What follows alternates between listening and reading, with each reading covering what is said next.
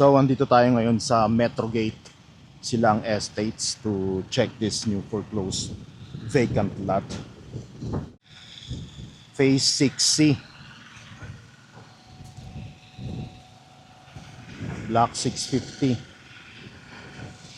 150 square meters. Lot 27, kuya. Sabi niya, pang 8 daw doon. Oo. So, 20. Pang ilan ba to? Itong bahay. Hindi masyado makuha ko ng At wala kasing pangalan na lot.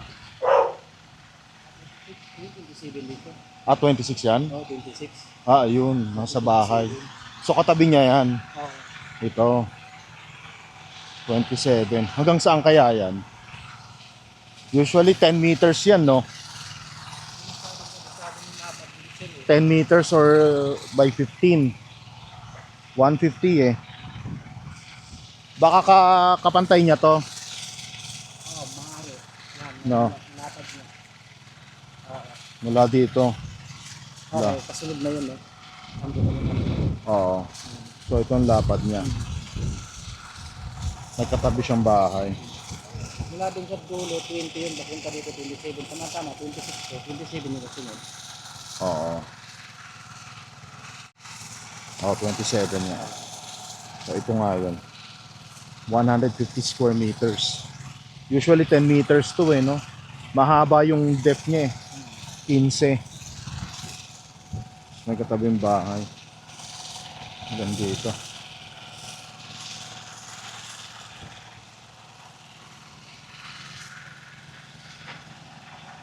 Ayan. May puno na ng kalamansi, oh. Lago, oh. Around 2.2 million. This is available in cash or at least 10% down payment and then 90% balance, bank financing plus taxes and fees. So malapit lang tayo sa Tagaytay, sa Calax, and sa Vista Mall Silang. Meron din po tayong FEU school within the subdivision of Metrogate Estate Silang. Ayan. If you are interested to make an offer and schedule a property showing, first come first serve po tayo dito. Please message us directly. This is below market value along Aguinaldo Highway lang po tayo. So ito yung clubhouse nila. Then nandito rin yung FEU.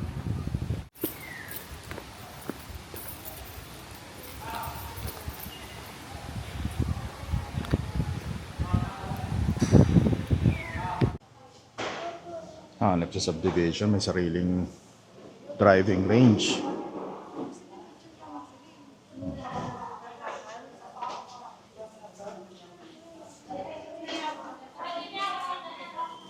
May sarili ding school, FEU.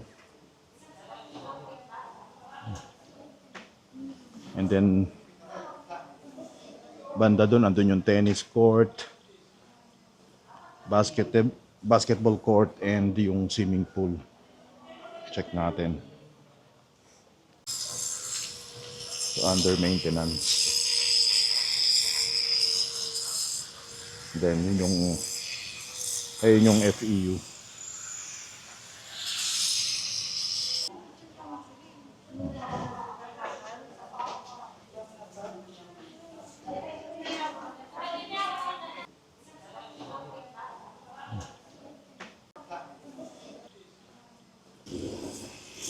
Then meron tayong dalawang tennis court.